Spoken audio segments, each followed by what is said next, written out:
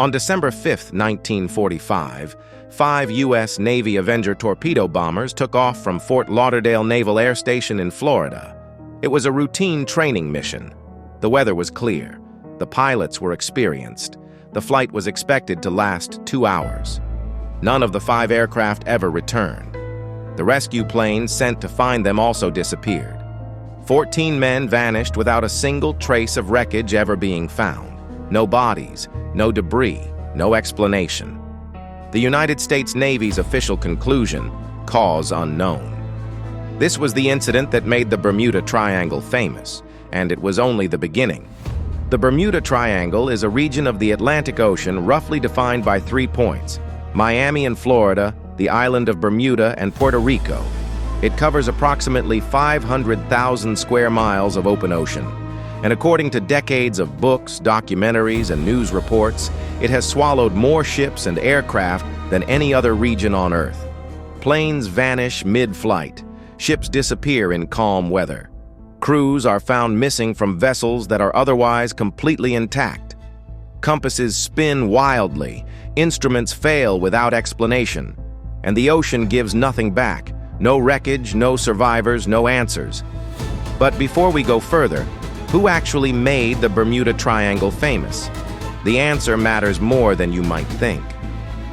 The phrase Bermuda Triangle was invented in 1964 by a writer named Vincent Gaddis in a magazine article.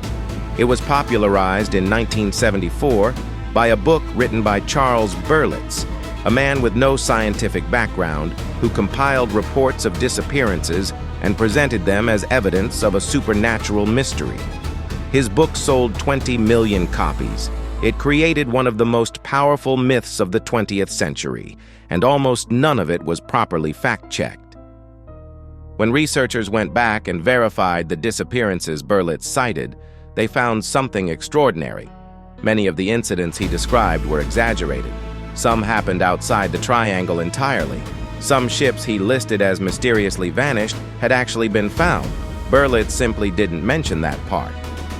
The most comprehensive investigation was conducted by researcher Lawrence David Kusha, who spent years cross-referencing every claimed disappearance with official records, Lloyd's of London insurance data, Coast Guard reports, and weather records. His conclusion, published in 1975, was direct and damning. The Bermuda Triangle mystery, he wrote, was a manufactured mystery. It did not exist. But here is where it gets interesting. Just because the mystery was manufactured doesn't mean nothing unusual happens in that region. Ships and planes do go missing there. The question is, why? And the real answers are more fascinating than any supernatural explanation.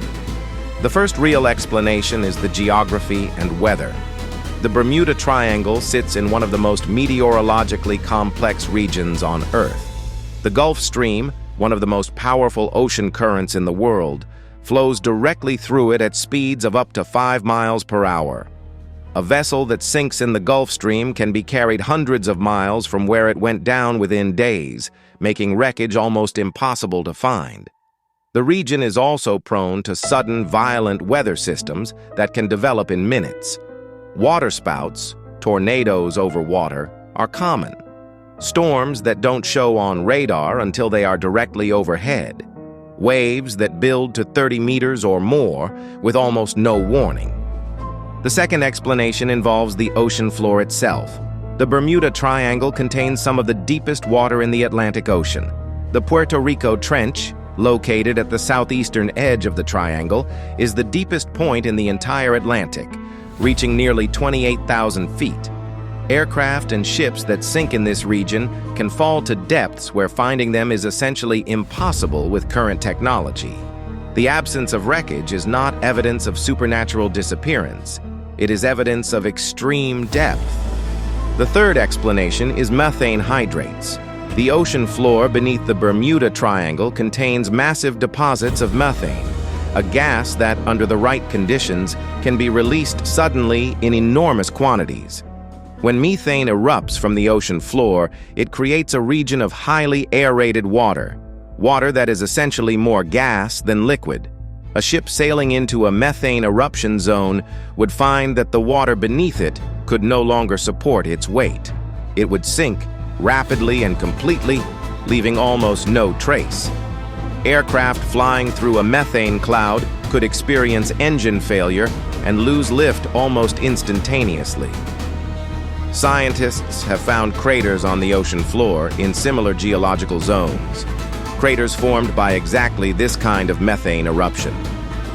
The fourth explanation, and perhaps the most mundane, is simply human error combined with confirmation bias. The Bermuda Triangle is one of the most heavily trafficked shipping and aviation lanes in the world. Thousands of vessels and aircraft cross it every month. When you have that volume of traffic, in a region with complex weather, deep water, and strong currents, you will inevitably have accidents. The rate of disappearances in the Bermuda Triangle, when measured against the volume of traffic, is not statistically higher than any other comparable region of ocean. Lloyd's of London, the world's most sophisticated insurance market, does not charge higher premiums for vessels crossing the Bermuda Triangle. If there were genuinely elevated risk, they would know. They don't charge more because the data doesn't support it. So why does the myth persist? This is perhaps the most interesting question of all. Human beings are pattern-seeking creatures. We are deeply uncomfortable with randomness. When a plane disappears or a ship sinks, the idea that it was simply bad luck, wrong place, wrong time, terrible weather, mechanical failure, is psychologically unsatisfying. The idea that there is a force, a pattern, a mystery, something that explains the chaos, is deeply appealing. The Bermuda Triangle gave people a narrative. It gave them a place to put the fear of the unpredictable ocean. It felt more meaningful than the truth. And the truth is this. Flight 19, those 5 Navy bombers that disappeared in 1945, almost certainly got lost due to compass errors and ran out of fuel over open ocean after dark. The rescue plane that disappeared was a type known to be prone to fuel leaks and explosions. The USS Cyclops, a Navy cargo ship that vanished in 1918 with 309 people aboard, was carrying a cargo that made it dangerously unstable in rough seas. The Mary Celeste, found abandoned in 1872 with food still on the table, was most likely evacuated after a cargo of alcohol began leaking fumes, creating a dangerous explosion risk. The crew took to the lifeboat, and the lifeboat was never found. None of these stories are less dramatic for having rational explanations. 309 people vanishing on a cargo ship is a genuine tragedy regardless of the cause. 14 men disappearing on a training flight is a real mystery, even if the explanation is navigational error rather than supernatural forces. The ocean is vast, deep, and indifferent. It does not need supernatural assistance to be terrifying. Here is what we actually know. The Bermuda Triangle is not more dangerous than any other comparable stretch of ocean. The mystery was largely invented by writers with something to sell. The real explanations, weather, depth, geology, human error, are well understood by scientists. And yet the myth has persisted for 50 years because it speaks to something deep in human psychology. Our need to find meaning in tragedy.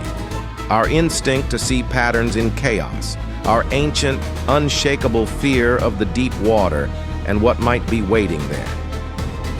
The ocean doesn't need a myth to be the most dangerous place on Earth. It already is. If this changed how you think about what you've been told, subscribe. Because what they hide from history, we are bringing it back, one truth at a time.